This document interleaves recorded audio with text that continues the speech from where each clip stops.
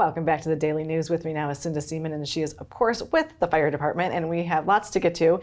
First off, we're going to touch on Thanksgiving. You know, we want people to be having a joyous time, counting their blessings, not calling the fire department, right? Don't invite us to dinner. Right. So how do we do that? How do we not invite you to dinner? Well, just a couple basic reminders. The most important thing is start with a clean oven. That's sort of the obvious. Make sure you don't have any pot holders, paper towels, dish towels too near the stove when you start to cook. Pot handles. You're probably going to have multiple pots on the stove. Make sure those pot holders are facing in. It really makes a difference as you're walking by or rushing around and cooking. Yeah. Think about long necklaces, draping sleeves. They can get caught. The other thing is, let's keep kids out of the kitchen.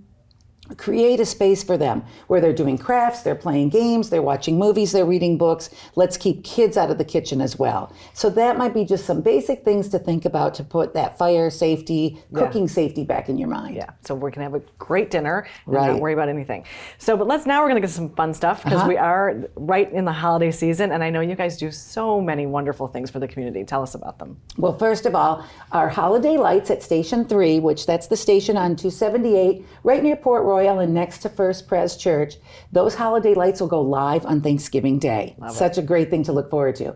We are also collecting for Deep Well unwrapped toys and non-perishable food items. We'll have collection boxes out, and as you pull in, you're able to drive around. You can just pull off, stop, drop some items. So we're going to start that on Thanksgiving Day. And how long does that drop-off go? We'll go pretty close to Christmas on that.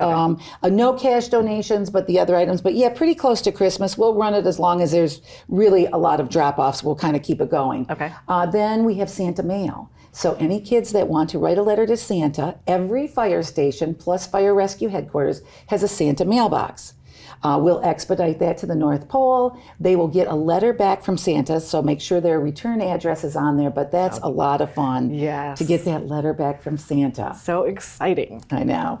And then we have Santa and Sirens. That starts at the beginning of December, and that runs for a couple of weeks, where Santa will actually go on a fire truck through the neighborhoods and visit. So we do have everything on our Town of Hilton Head Island website.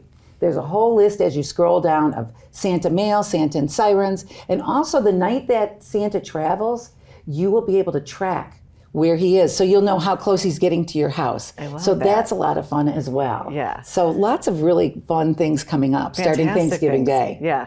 And so tell us a little bit of some of the neighborhoods that you know for sure that he's going to be. Well, like he'll do Sea Pines, he'll do Hilton Head Plantation, he'll do Port Royal Plantation, Squires Gate, just everywhere. We try to pick the main areas that are safest for the engine to go. Right. But we'll cover a lot of ground over 2 weeks. So get on that website, take a look. It'll give you an idea where we're going to be, when we're going to be. In case it's not your neighborhood, maybe you're a side street, you might want to go to a more main neighborhood and wait for him. But you will be able to see where he's going to be, and you'll know which night. So I love that tracker. I think that's so much fun. Very much fun. Yeah, very much fun. And tell us again, if they write the letter to Santa, where they drop that off. Any fire station. We have 7 fire stations. We have headquarters. So there's lots of opportunities, and it's very obvious. Each station has decorated their own.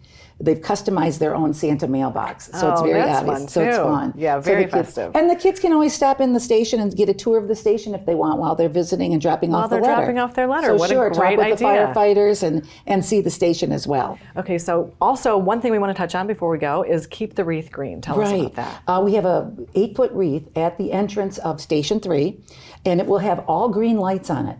If we have a preventable fire between Thanksgiving and New Year's, a bulb will turn red. So obviously our goal is to keep it green. Absolutely. And preventable fires, space heaters, candles, cooking fires, that kind of thing. Yeah. So let's keep that wreath green. Absolutely. Let's do that. Thank you so much for being here, Cinda. So many fun things and such great safety advice as always. And we'll be back in just a moment.